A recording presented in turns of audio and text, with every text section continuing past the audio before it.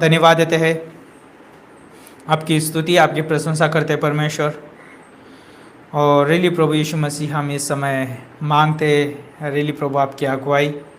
पवित्र आत्मा धन्यवाद आपकी सेवा के लिए, आपके कार्य के लिए जो प्रतिदिन हमें अगुवाई करते मदद करते हैं परमेश्वर के। वह रियली आपके स्वभाव आपके चरित्र के साथ सोचने के लिए आप मदद करते हैं, वचनों को स्मरण याद दिलाते हैं, इसलिए धन्यवाद करते हैं। इस समय हम प्रार्थना करते हैं प्रभु, इस कलीसिया के द्वारा होने वाले हर एक कार्य प्रभु यीशु मसीह आपके हाथों में सौंपते हैं। पासबान और प्रभु टीम और प्रभु यहाँ के कलीसिया के हर एक भाई बहन को प्रभु आपके हाथों में सौंपते हैं। जहाँ के ये प्रभु यीशु मसीह आप उनको जोश में रखना और प्रभु उत्साह में रखना, और प्रभु रियली इस हफ्ते में प्रभु सभी को इस्तेमाल करना आपकी महिमा के लिए गॉड। और प्रभु इस हफ्ते में होने वाले हर एक कार्यक्रम को आपके हाथों में सौंपते हैं प्रभु। कल का बाइबल कॉलेज भी आपके हाथों में सौंपते हैं और बाइबल कॉलेज के हर एक स्टूडेंट को आपके हाथों में सौंपते हैं प्रभु। धन्यवाद करते हैं, इस समय हम प्रार्थना करते हैं परमेश्वर रियली प्रभु आने वाला जो फैमिली कैंप होगा उसको भी हम आपके हाथों में सौंपते हैं। जो भी लोग आ रहे प्रभु उनके हृदय को प्रभु तो आप प्रभु जोश में रखना, प्रज्वलित करना, और जो प्रभु आने के लिए दिक्कतें हो रही है प्रभु उन लोगों की भी मार्ग खोलना प्रभु। हर एक की प्रभु ज़रूरत आप पूरी करना, इसे हम प्रार्थना करते हैं। धन्यवाद करते प्रभु, इस होने वाले हर एक कार्यक्रम को आपके हाथों में सौंपते हैं। आज की सभा को आपके हाथों में सौंपते हैं, आने वाला संदेश आपके हाथों में सौंपते हैं। आपका वचन आपका दास है प्रभु यीशु मसीह, और रियली वचन बांटने के लिए सहायता करना, मदद करना, और प्रभु आपके प्रेम और अनुग्रह और स्वभाव के द्वारा सोचने के लिए प्रभु मदद करना, सहायता करना। धन्यवाद करते हैं प्रभु यीशु मसीह। आज का समय आपके हाथों में सौंपते हैं। प्रार्थना प्रभु यीशु मसीह के नाम से मांगते हैं, आमीन आमीन। ओके, क्या आप परमेश्वर का वचन सुनने के लिए तैयार है? यस, वाह। तो मेरे साथ आप परमेश्वर का वचन पढ़ने के लिए निकाल सकते हैं नए नियम से। पहला यूहन्ना की किताब उसका 2 अध्याय और उसकी 15 पंक्ति से लेके हम 17 पंक्ति पढ़ने वाले हैं। बहुत खूबसूरत पंक्तियाँ यहाँ पर हम इसके ऊपर जब मनन करते हैं तो रियली हमें जो है प्रोत्साहन देती है पंक्तियाँ कि हमें परमेश्वर के प्रति प्रेम में चलने के लिए, परमेश्वर के साथ आगे बढ़ने के लिए, और हमें एक नई सोच प्रदान करती है। कितनी अद्भुत पंक्ति है। तो क्यों ना हम इस पंक्ति को पढ़ें। पहला यूहन्ना की किताब उसका 2 अध्याय और 15 पंक्ति से लेके आगे। तुम न तो संसार से और न संसार में की वस्तुओं से प्रेम रखो। यदि कोई संसार से प्रेम रखता है तो उस में पिता का प्रेम नहीं, क्योंकि जो कुछ संसार में है अर्थात शरीर की अभिलाषा और आँखों की अभिलाषा और जीविका का घमंड, वह पिता की ओर से नहीं परंतु संसार ही की ओर से है। और संसार और उसकी अभिलाषाएं दोनों मिटते जाते हैं, पर जो परमेश्वर की इच्छा पर चलता है वह सर्वदा बना रहेगा। इफिसियों की किताब उसका 5 अध्याय और उसकी 17 पंक्ति। इफिसियों 5 और 17 पंक्ति बोलता है, इस कारण निर्बुद्धि न हो पर ध्यान से समझो कि प्रभु की इच्छा क्या है। क्या बोलता है? फिर से एक बार इस पंक्ति को पढ़ते हैं। इस कारण निर्बुद्धि न हो पर ध्यान से समझो कि प्रभु की इच्छा क्या है। वाह, कितनी अद्भुत दोनों ही पंक्तियाँ जो है रियली हमें जो है परमेश्वर के साथ सोचने के लिए जो है हमें मदद करती है। और प्रभु जो है रियली इस पंक्तियों के द्वारा जो है हमें बात करे। प्रभु हम धन्यवाद देते हैं फिर से एक बार इस पंक्तियों को प्रभु यीशु मसीह इस वचन को आपके हाथों में सौंपते हैं। सामर्थ देना प्रभु, अगुवाई करना यीशु के नाम से, आमीन। तो जब इन पंक्तियों को पढ़ते हैं हम रियली हमें जो है मार्गदर्शन मिलता है कि हम जो है संसार से प्रेम ना रखें। तो यहाँ पर जो है आज का जो इस संदेश का जो शीर्षक रहेगा, परमेश्वर की इच्छा पर चलना या परमेश्वर की इच्छा में होके चलना। तो हम एक विश्वासी होने के नाते, हम परमेश्वर के जन होने के नाते, परमेश्वर के संतान होने के नाते और परमेश्वर के परिवार के लोग होने के नाते, परमेश्वर की पुत्र या पुत्री होने के नाते हमें ये याद रखना बहुत ज़रूरी है कि हम संसार से अलग किए गए हैं और संसार के लिए नहीं है। हम संसार में हैं, लेकिन हम परमेश्वर की महिमा के लिए है, परमेश्वर के उद्देश्य के लिए है, परमेश्वर की सेवा के लिए, परमेश्वर के कार्य के लिए है। और हम परमेश्वर की गवाही हमारे जीवन के द्वारा प्रकट करने के लिए है। और जब हम इस संसार में है और रियली परमेश्वर के वचन से प्रेम रखते हैं, परमेश्वर से प्रेम रखते हैं, तो जैसे हमने इन पंक्तियों को पढ़ा कि हम जब परमेश्वर से प्रेम करते हैं तो हम संसार और शरीर की अभिलाषाएं, आंखों की अभिलाषाएं और संसार में हर एक जो चीजें होती है उसे हम प्रेम नहीं रखते हैं।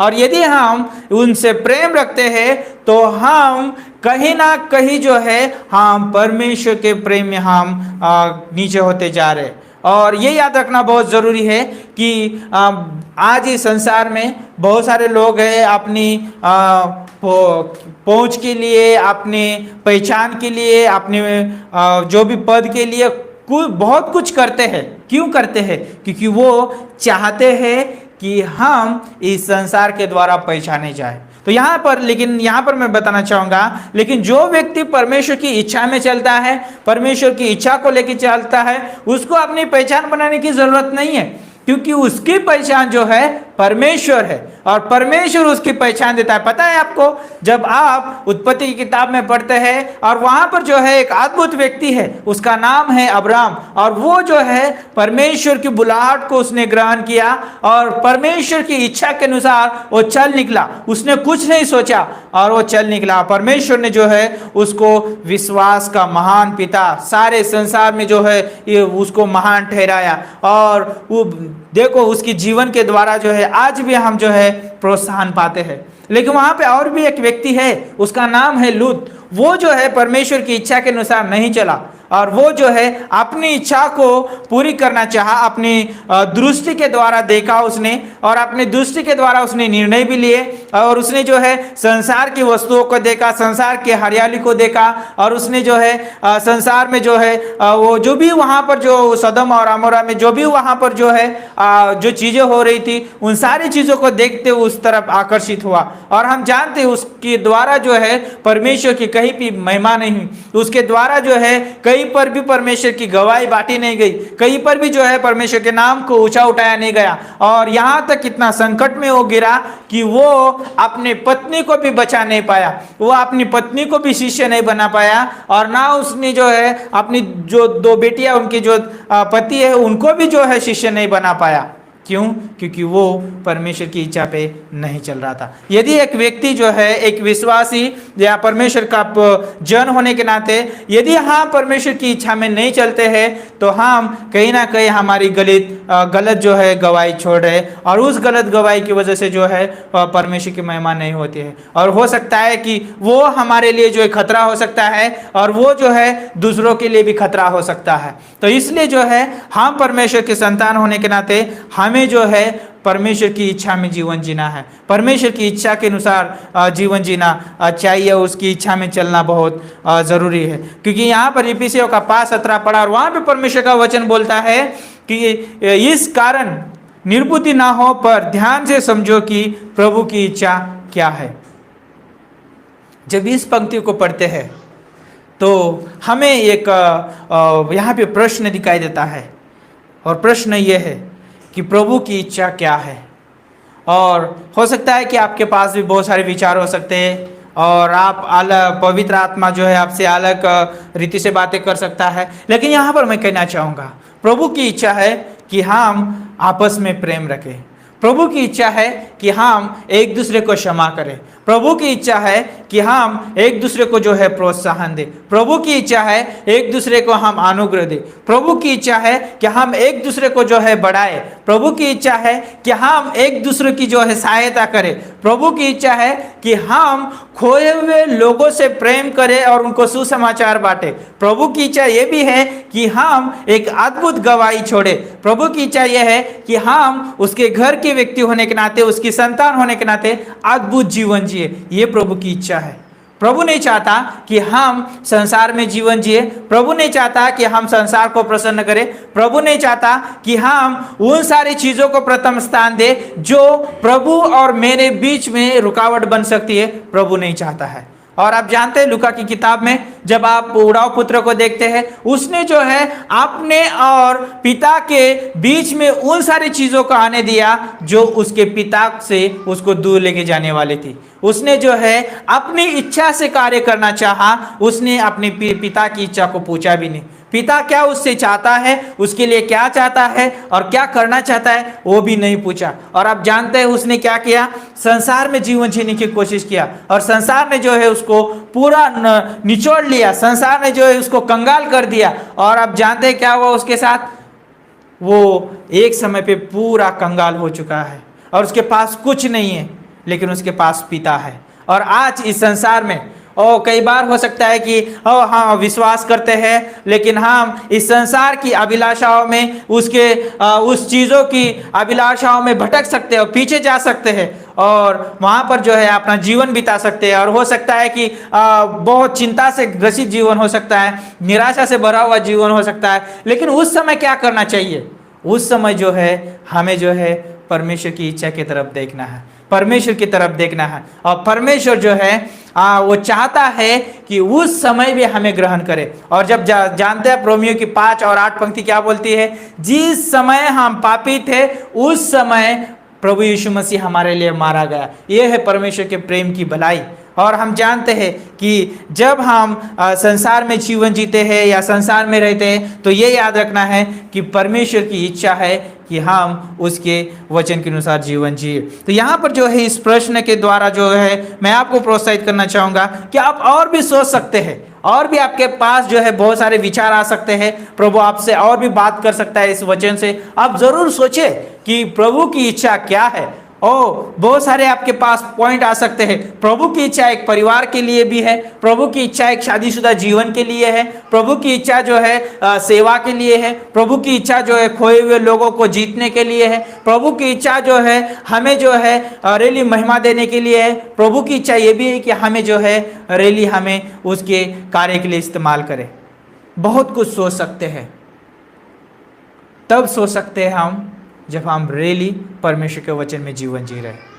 और प्रभु की इच्छा के अनुसार जीवन जीने के लिए हमें सिर्फ 2 चीज़ें हमें मदद कर सकती है, वो है परमेश्वर का वचन और पवित्र आत्मा। और हम यदि परमेश्वर की इच्छा के अनुसार जीवन जीना चाहते हैं तो वचन पढ़े और पवित्र आत्मा को अगुवाई करने दे, और वो जो है हमें मदद करेंगे कि हम उसके वचन के अनुसार, उसके स्वभाव, उसके चरित्र के अनुसार जीवन जिए और परमेश्वर की इच्छा को पूरा करें। तो यहाँ पर ये याद रखिए कि एक मनुष्य जो है, जो प्रभु यीशु में पे विश्वास करता है, जो प्रभु की संतान है, वो बहुत कीमती है, मूल्यवान है, क्योंकि वो जो है परमेश्वर की इच्छा में है, प्रभु की योजना में है, प्रभु के उद्देश्य में है, प्रभु के द्वारा जो है वो धर्मी ठहराया गया है और वो जो है उसकी संतान है और वो बहुत कीमती और मूल्यवान है। और प्रभु चाहता है उसके प्रति जो है परमेश्वर की कुछ इच्छाएं है और प्रभु जो है उसको रियली वो उसके अनुसार जीवन जीने के लिए सहायता करना चाहता है। और यहाँ पर याद रखिए कि हम परमेश्वर की नज़र में कीमती है, इसलिए वो जो चाहता है कि हम उसकी इच्छा के अनुसार जीवन जिए। यदि हमारे पास कोई कीमत ना होती, यदि हम जो है किसी चीज़ के काम के नहीं होते, तो रियली उस समय की भी परमेश्वर की इच्छा है कि वो हमें उस लायक बनाता। और हम जानते हैं अनुग्रह की वजह से जो है परमेश्वर ने हमें उस लायक बनाया है, क्योंकि उसकी इच्छा थी कि हम उसके प्रेम को दोबारा ग्रहण करें, उसकी इच्छा थी कि हम उसके अनुग्रह में जीवन जिए, प्रभु की इच्छा थी कि हम उसके पुत्र को जो है उद्धारकर्ता के रूप में स्वीकार करें। आज कोई व्यक्ति नहीं बोल सकता कि मेरे पास कोई ऐसी ये नहीं है। प्रभु की योजना है हर एक के लिए, और हर एक व्यक्ति जो है प्रभु को स्वीकार कर सकता है अपने उद्धारकर्ता के रूप में। सोचिए जब योना के बारे में सोचते हैं, जब आप योना की किताब उसका पहला अध्याय और 1 से लेकर 17 पंक्ति पढ़ते हैं, वहां पर जो है परमेश्वर की इच्छा है निनिवे के लोगों के लिए, और प्रभु चाहता है कि निनिवे के लोग बचाए जाए। वो प्रभु चाहता है कि निनिवे के हर एक व्यक्ति, बच्चे से लेके बड़े तक और बड़े से लेके हर एक जानवर, जो सारी चीजें हैं, वो सारी चीजें जो है प्रभु के सामने घुटना टेके, और प्रभु की इच्छा है। और लेकिन यहाँ पर जो है प्रभु जो है एक व्यक्ति को इस्तेमाल करना चाहता है, उसका नाम है योना। और योना जो है अपनी इच्छा के अनुसार दौड़ना चाहता है और अपनी इच्छा को पूरा करना चाहता है।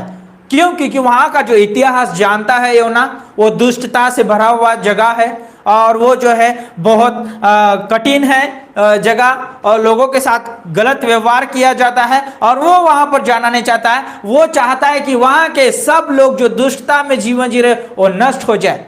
लेकिन प्रभु जो है मनुष्य से बहुत प्रेम करता है। मनुष्य कई बार सोच सकता है कि मनुष्य नष्ट हो जाए, नरक में चला जाए, लेकिन प्रभु कभी नहीं चाहता है कि मनुष्य नरक में जाए, क्योंकि मनुष्य से परमेश्वर बहुत प्रेम करता है। जब आप योना की किताब उसका पहला अध्याय में आते हैं तो यहाँ पर कुछ पंक्तियाँ पढ़ेंगे हम। यहाँ पे बोलता है,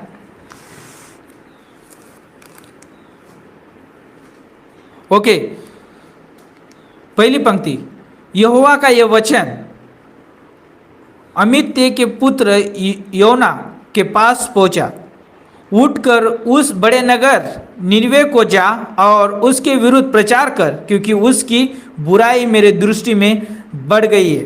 परंतु योना यहोवा के सम्मुख से तारसूस को भाग जाने के लिए उठा और यापो नगर को जाकर तरसूस जाने वाला एक जहाज पाया और भाड़ा देकर उस पर चढ़ गया कि उसके साथ होकर यहोवा के सम्मुख से तारसूस को चला जाए। सोचिए कि यहाँ पर जो है सोचने वाली बात है। परमेश्वर की इच्छा जो है योना के लिए भी है, परमेश्वर की इच्छा निनवे के लोगों के लिए भी है, और परमेश्वर की इच्छा जो है सारे मनुष्य जाति के लिए भी है। और यहाँ पर जो है योना को एक संदेश दिया है परमेश्वर ने, जा और निनवे में जाके तुझे प्रचार कर, तू जाके वहाँ पे प्रचार कर। वहाँ पे जो है दुष्टता बहुत बढ़ गई है और मेरी दृष्टि उसके ऊपर पड़ गई है, और वो जो है मेरे दृष्टि में बहुत बुरा जो नगर ठहरा गया है। और मैं चाहता हूँ कि वो नगर जो है शुद्ध किया जाए, वो नगर जो है पवित्र किया जाए, वो नगर का हर एक रहने वाला व्यक्ति जो है मेरे ऊपर विश्वास करे, भरोसा करे, मेरी इच्छा के अनुसार जीवन जिए। मैं चाहता हूँ तू जा। लेकिन यहाँ पर जो है योना जो है भाग रहा है, परमेश्वर की इच्छा से भाग रहा है। और वहां पर हम देखते हैं कि उसने सोचा कि मैं जो तारसूस में जाने वाला जहाज उसमें जाऊंगा, उसमें उसने वो भी किया, गया, उसमें भाड़ा दिया और वो जाके वहां पे आराम से सो रहा है। उसको कोई चिंता नहीं है। परमेश्वर जो है उन लोगों के बारे में सोच रहा है, चिंता कर रहा है, और ये जो है अपनी इच्छा को लिए हुए, अब कोई उसको डर नहीं है, और वो सो गया, अपनी इच्छा को लेके वो सो गया है। और वहां पर हम देखते हैं कि परमेश्वर की नज़र से वो छुप नहीं सकता। उसको लगा कि वो जाके सो गया अंदर, अभी निचले स्तर में जाके सो गया है, अभी उसको कोई देख नहीं रहा है, वो गहरी नींद में गया है। लेकिन परमेश्वर की आंखें उसके ऊपर लगी हुई है, परमेश्वर की इच्छा उसके प्रति है, और परमेश्वर की इच्छा निनवे लोगों के प्रति है। और वहां पर हम देखते हैं कि वहां पर इस रीति से कार्य होता है। परमेश्वर जो है उस जब वो जो भी जहाज वो निकल जाता है पानी में, और उस समय परमेश्वर उस जो भी समुद्र है, जो भी वहां पर जो पानी, उसमें जो है तूफान लेके आता है परमेश्वर। वहां पर तूफान को तैयार करता है परमेश्वर। क्यों करता है? परमेश्वर वहां पर सिखाना चाहता था कि मेरी इच्छा तेरे ऊपर है और मैं चाहता हूं कि तू वहां पर इस्तेमाल किया जाए, वहां पर तू जाके प्रचार करे और तू वहां पर मेरी महिमा करे, और वो लोग तेरे साथ मिलकर मेरी महिमा करे, और तू मेरी इच्छा से भाग नहीं सकता है। और वहां पर हमने देखा कि परमेश्वर ने जो है वहां पर उस तूफान को तैयार किया।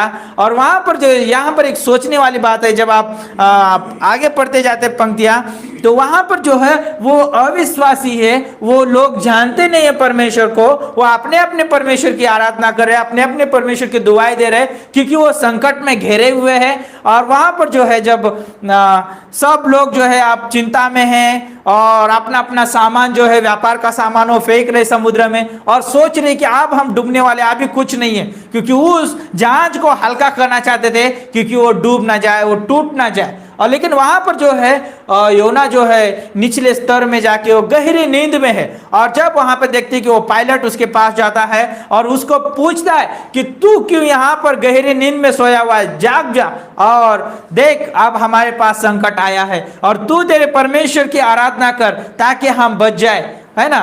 और हम देखते हैं वहां पर कि उन लोगों ने क्या किया, अंत में उन्होंने चिट्ठी डाली और योना के नाम की चिट्ठी निकली। और फिर उसको पूछा गया कि क्यों, कि ये संकट क्यों आया हमारे ऊपर, और उसको पूछा गया तू कहाँ से आया है। और कहाँ से रहने वाला है। और आप जब यहाँ पर पढ़ते हैं,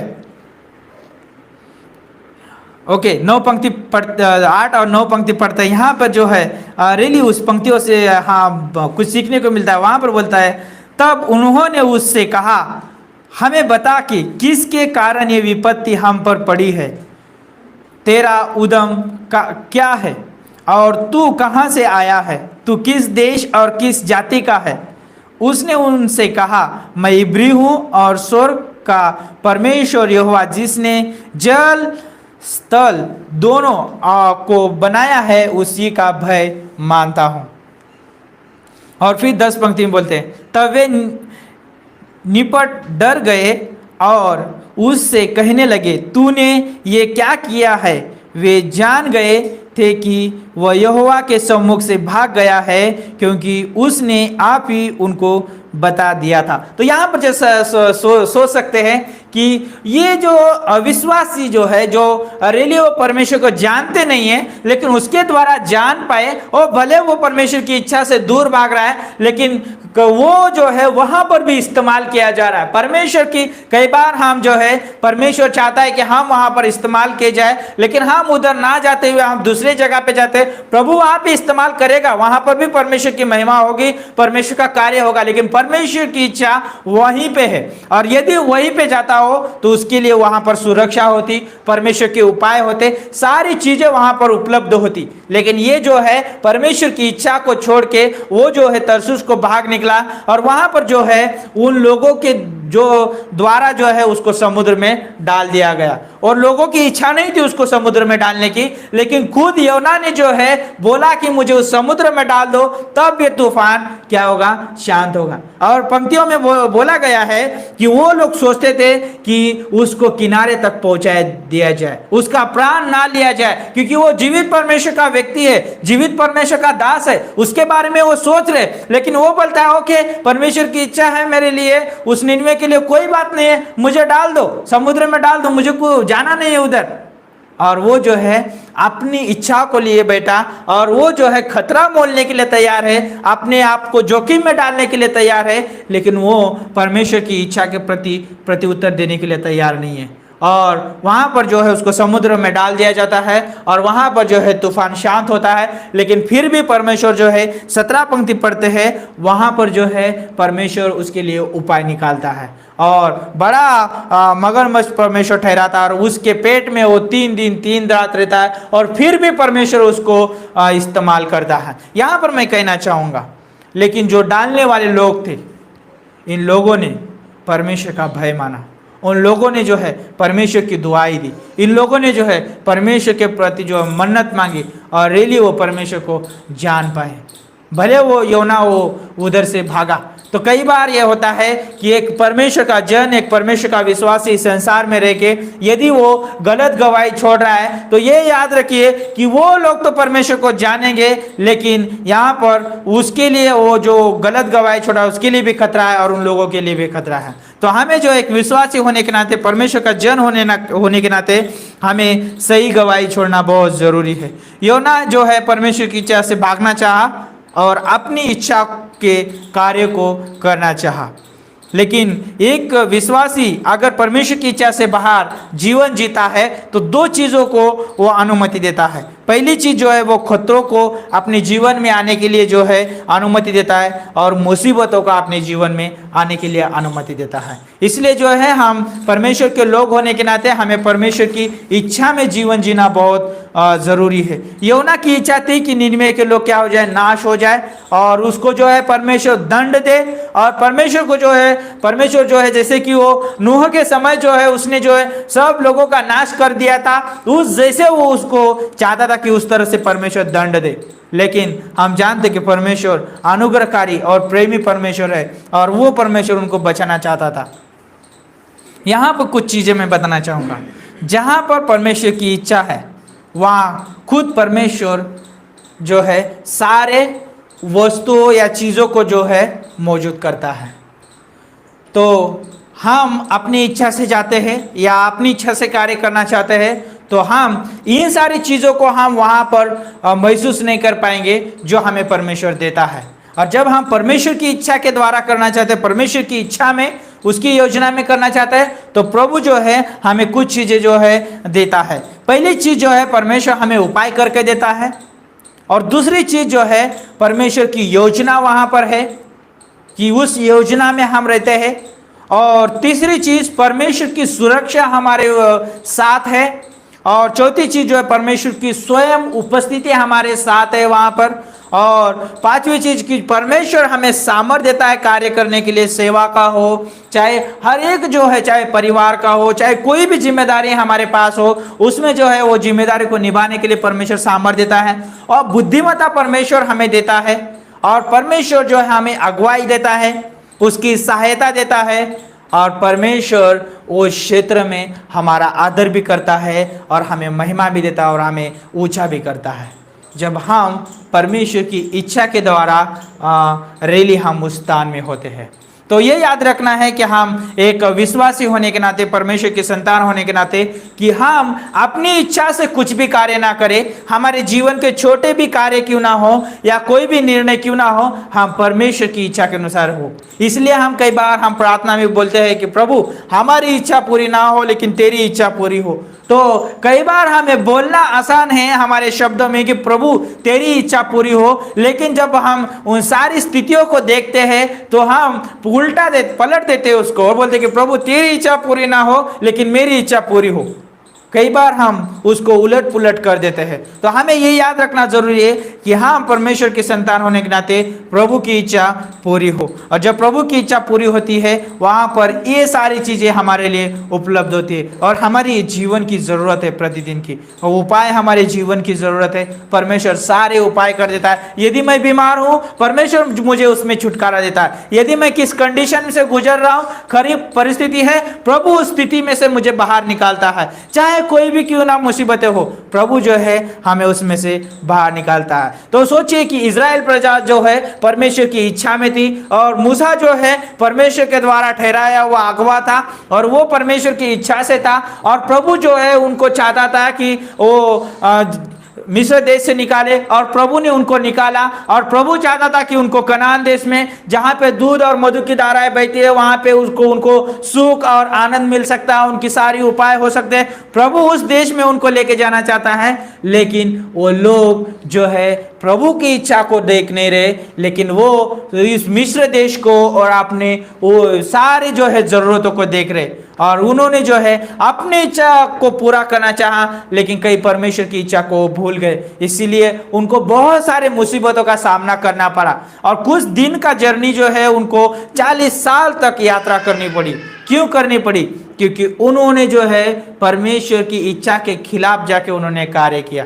तो यहाँ पर हो सकता है कि जब हम परमेश्वर की इच्छा के खिलाफ जाके कार्य करते हैं तो हमें जो है तो गोल घूमना भी पड़ सकता है, क्योंकि परमेश्वर है उस स्थिति में हमें उसके ऊपर निर्भर होना, उसकी इच्छा के अनुसार जीवन जीना सिखाना चाहता है। ये बहुत महत्वपूर्ण है। जब आप यहाँ पे बोलता है कि यूहन्ना का दूसरा अध्याय और उसका 10 पंक्ति में बोलता है, यूहन्ना का पहला अध्याय और 10 पंक्ति में बोलता है कि वो पर यहोवा के सम्मुख से भागा हुआ है, क्योंकि उसने आप ही उनको बता दिया। किसने बता दिया? यूहन्ना ने बता दिया उनको।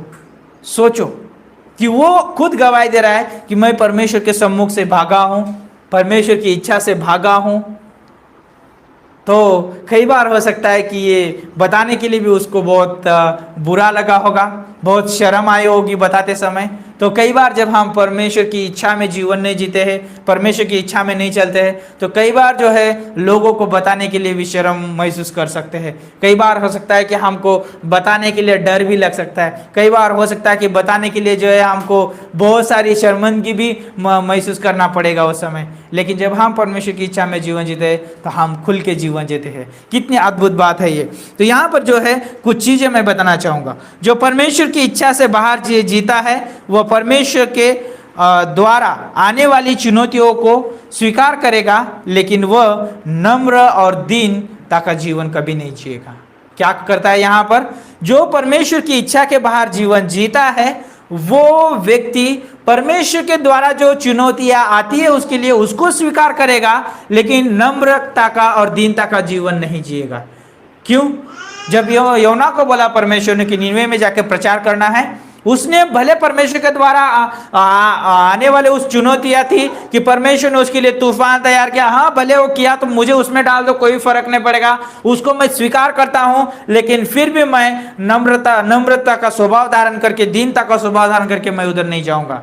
इसलिए परमेश्वर ने उसको दीन और नम्र बनाने के लिए परमेश्वर ने 3 दिन और 3 रात उसको मच्छी के पेट में रखा। जब वो दीन और नम्र बना, परमेश्वर ने उसको इस्तेमाल किया। तो हम एक परमेश्वर के जन होने के नाते हमें दीनता का, नम्रता का जीवन जीना है, और तब रेली हम परमेश्वर के इच्छा को उस समय पूरा कर पाते हैं। तो आपने स्वयं के सोच में ना जिए, लेकिन हम परमेश्वर के सोच में और परमेश्वर के विचार में जीवन जिए, क्योंकि योना जो है परमेश्वर के सोच के और परमेश्वर के विचार के अनुसार उसने निर्णय ले लिया, और उसने अपनी सोच के ऊपर निर्भर होकर उसने लिया, और उसके लिए विपत्तियां खड़ी हो गई।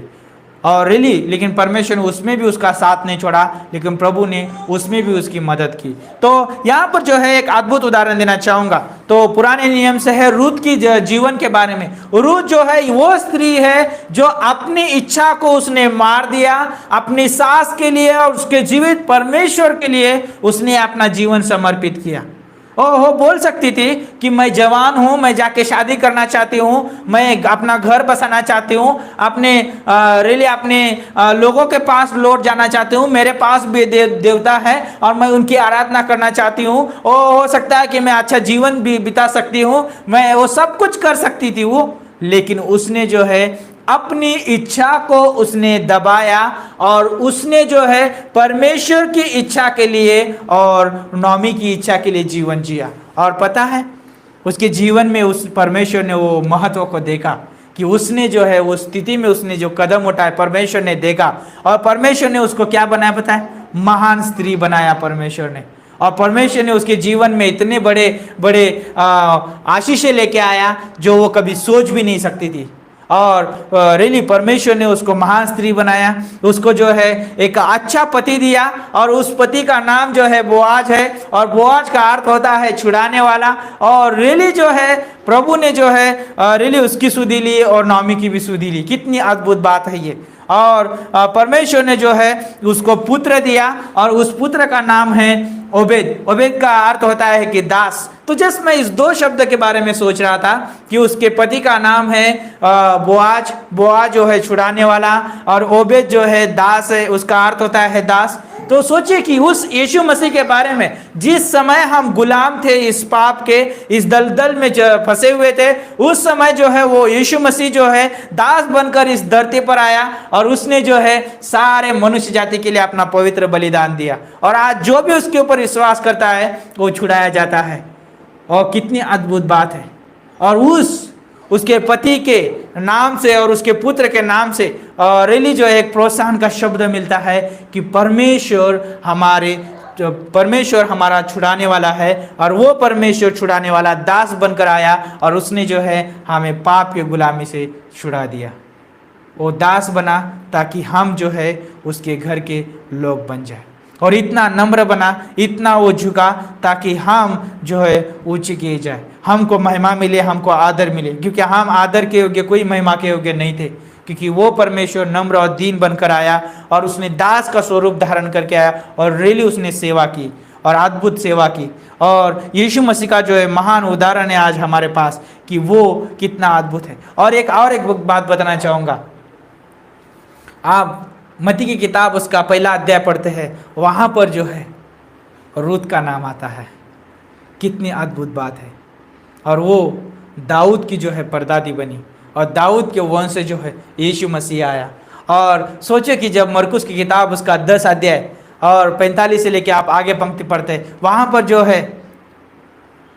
पर जो बथलमय है, और वो जो है अंधा है, और उसको जो है चंगाई की जरूरत है, और प्रभु यीशु मसीह वहाँ से गुजर रहे, और वो बोलता है, हे दाऊद की संतान मुझ पर दया कर।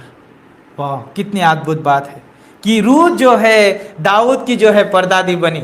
ये है, जब हम ये परमेश्वर की इच्छा के ऊपर चलते हैं, प्रभु की इच्छा के अनुसार जीवन जीते हैं, परमेश्वर हमें कार्य के लिए इस्तेमाल करता है, महान योजना के लिए इस्तेमाल करता है, महान उद्देश्य के लिए हमें इस्तेमाल करता है और महिमा देता है, आदर देता है, हमारे लिए सारी चीजें जो है उपलब्ध करता है। सिर्फ परमेश्वर बोलता है मेरी इच्छा के अनुसार जीवन जियो। जब हम देखते हैं कि जब परमेश्वर की इच्छा के अनुसार जीवन जीते हैं, हम नम्रता का जीवन जीते हैं, दीनता का जीवन जीते हैं, और वो जीवन दूसरों के लिए अद्भुत गवाही होता है।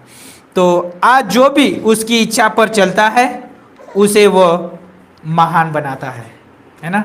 यदि कोई परमेश्वर की इच्छा पे नहीं चलेगा तो वो कैसे महान ठहराएगा।